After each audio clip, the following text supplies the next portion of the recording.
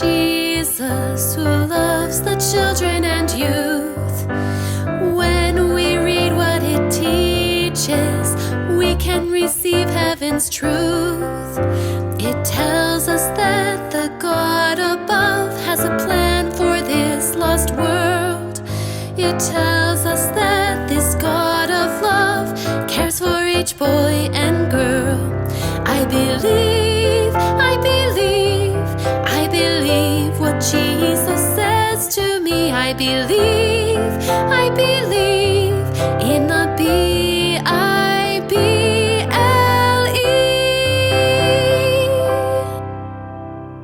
Hi friends, my name is Jonathan. And I'm his sister Michelle. Welcome to our program, I Believe, where we will learn all the basic beliefs of the Seventh-day Adventist Church. Today we are talking about baptism. The first time we hear about baptism in the Bible is in the story of John the Baptist, who happened to be Jesus' cousin. You're right. John was a preacher who called people to turn from their sins and get ready to welcome the coming Savior. Those who accepted his message were immersed in water to show they were choosing to let God cleanse their sins. And even Jesus came to be baptized by John. You know, John realized that Jesus was different from everyone else who had asked to be baptized. All the others confessed their sins, but John knew that Jesus was sinless and he had no sin to confess. It's sort of surprising that he still baptized Jesus, even though Jesus never sinned. Why do you think that happened? Jesus asked to be baptized because baptism illustrates his death, burial, and resurrection. Every new believer who is born again must have the same type of experience. Well, if Jesus did it, we definitely should do it too. That's another good reason why he got baptized, to be an example for us to follow. The Bible says that he who believes and is baptized will be saved. Mark 16, verse 16. So why do we baptize people by putting them completely underwater? Well, think of it this way. If you get your shirt dirty, you might be able to get a few spots off by sprinkling some water on it. But the rest of the shirt will still look dirty. How would you fully clean it? I would fully get it wet with soapy water, most likely in the washing machine. Exactly. Jesus uses baptism to show what he's doing inside our hearts. By fully going underwater, it helps us understand that we have to allow Jesus to fully clean our hearts from sin. Not just a few spots. Baptism can sort of be compared to a wedding. Before they get married, people get to know each other. Then they will make public vows in front of witnesses. It's the beginning of a lifelong commitment, even though neither person is a perfect spouse. So baptism doesn't really make us perfect. It just shows us that we are followers of Jesus and we want to be more like him. Our sentence for today talks about what we believe about baptism. Baptized by immersion, I'm accepted in his love, the seal of my conversion, walking toward that home above. All my sins were buried in a watered grave.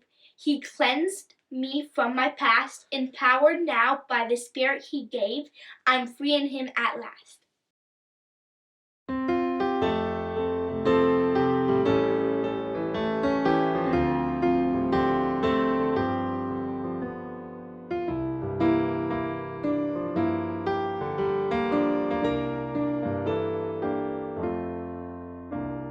Baptized by immersion, I am accepted in his love.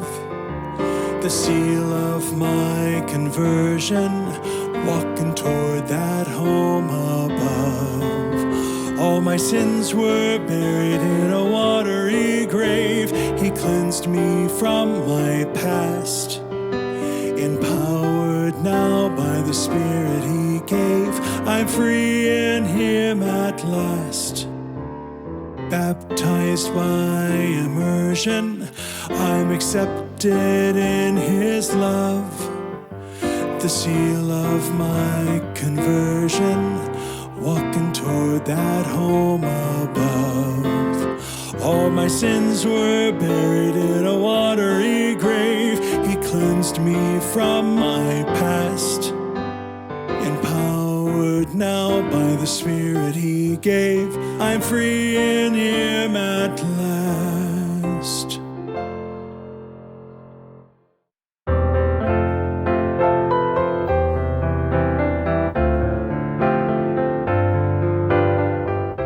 The word baptism comes from the Greek word baptizein, which means to plunge, or to immerse, or to sink into. When Philip baptized the Ethiopian, it says they went down into the water and he baptized him, and they came up out of the water.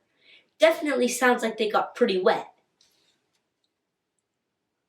Just before he went back to heaven, Jesus told his disciples to go and baptize everyone who chose to follow him. They did exactly that. And can you believe that after Peter's first evangelistic sermon, 3,000 people were baptized?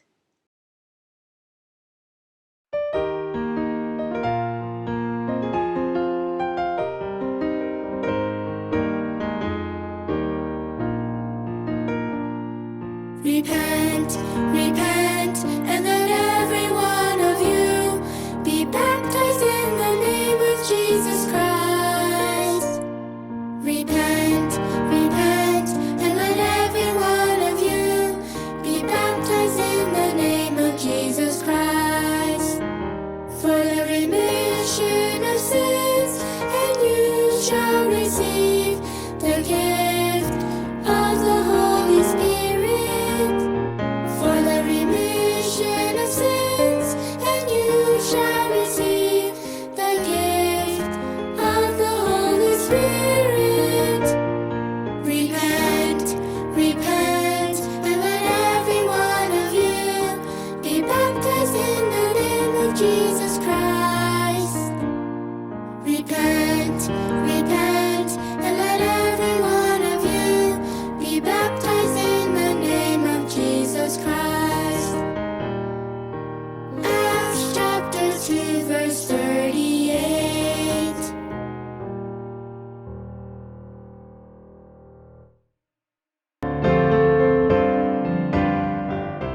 For today's science experiment, we will be working with yeast, the stuff that makes bread rise. Here are the materials you need: a packet of yeast, a small plastic bottle, 1 teaspoon of sugar, some warm water, and a balloon. First, I blew up and deflated the balloon a few times to soften it and have it ready. Now I will pour the packet of yeast and the sugar inside the bottle. Then I will pour the warm water and swirl it until things are well mixed. Finally, I will place the balloon well over the neck of the bottle and watch what happens. Yeast packets are made of very tiny organisms called fungus that are related to mushrooms. When it is dry, the yeast is dormant or resting. Once it dissolves in the water, it becomes active. As the yeast feeds on the sugar, it produces carbon dioxide, which starts to fill the balloon. Adding the water to the yeast reminded me of how when we are baptized, we are filled with the Holy Spirit, and others will be able to tell that God is an important part of our life.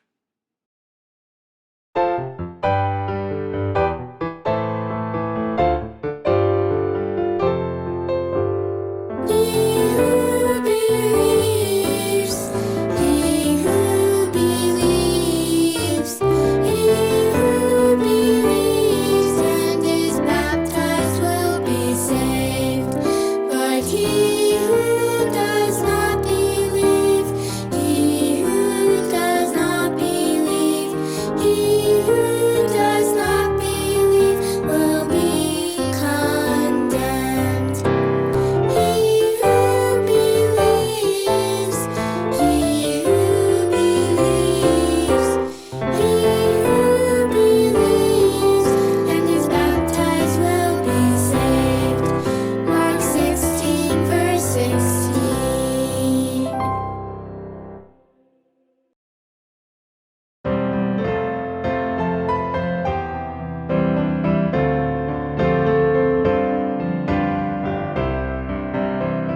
Today's object lesson is about symbols. Maps are very useful because they contain a lot of helpful information about a certain area. On the screen, you can see a map of the Badlands National Park in South Dakota. Let's look at this carefully. On this map are a number of symbols.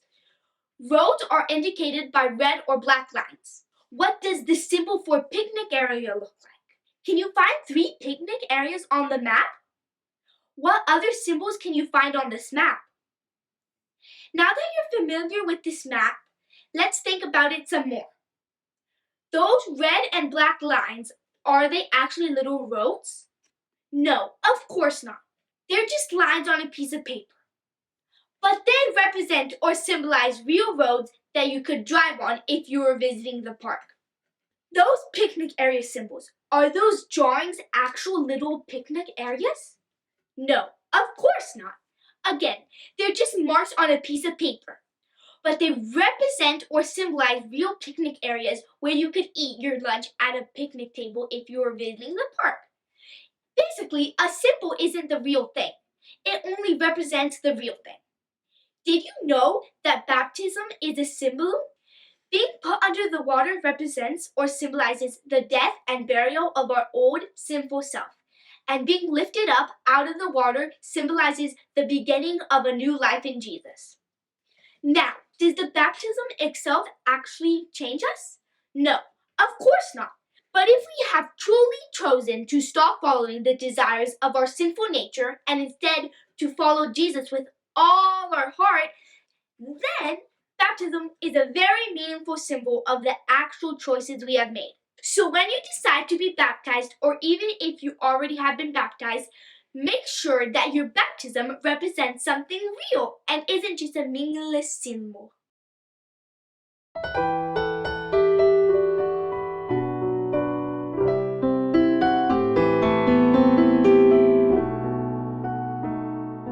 We were buried with him through baptism into death. We were buried with him through baptism into death.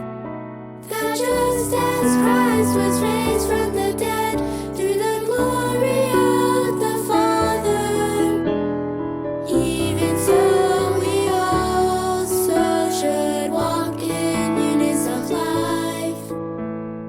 We were buried with him through baptism into death. We were buried with him through baptism into death. Then just as Christ was raised from the dead through the glory of the Father, even so we also should walk in newness of life. Romans chapter 6, verse 4.